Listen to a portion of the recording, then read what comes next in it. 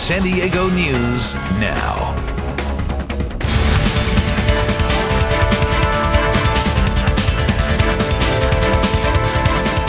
Well, with the economy tanking and people losing their jobs and homes, seems now more than ever, Americans are gripped by fear. According to the National Institutes of Health, some 2.5 million Americans suffer from panic disorders. Margie knows a thing or two about conquering fear. She survived bulimia, had a gun to her head during a robbery. That resulted in one of her 5 miscarriages. She backpacked solo in dangerous corners of the world and swam with piranhas. And that's just the beginning for this mother of 4 who wrote this best-selling book, Find Your Courage, 12 Acts for Becoming Fearless in Work and in Life. And she joins us now. Margie, if that's just the beginning, I'm not sure I want to hear the rest, all those things that have happened to you. Well, putting them all together like that, they didn't all happen at once. So, what you have been through is mind-boggling. Did you always have this kind of courage, or did you find it along the way? I absolutely found it along the way. And I think it's important to remember, courage isn't the absence of fear, it's action in the presence of it.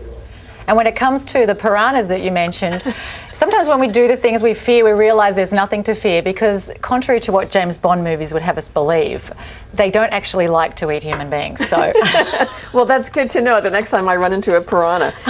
You talk about in your book 3 core ways that fear infiltrates our lives. What are those? Yeah, absolutely. There's the 3 ways that I see it doing that is, 1, in our aspirations. People settle for a lot less than what they really want, whether it's in their careers, in their relationships, and they don't take on goals that inspire them.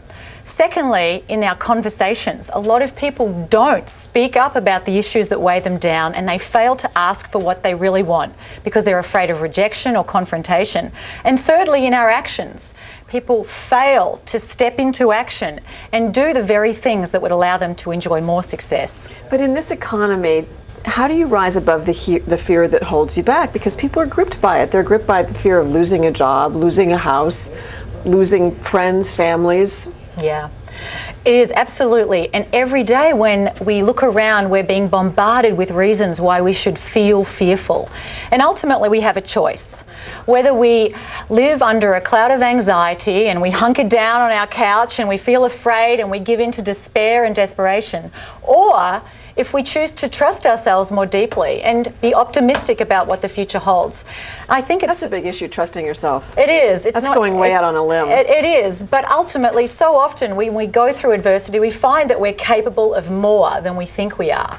You also suggest that we catastrophize, great word, our lives. Yeah, you know, our fears are there to serve us. They want to keep us from harm and pain, whether it's physical or emotional.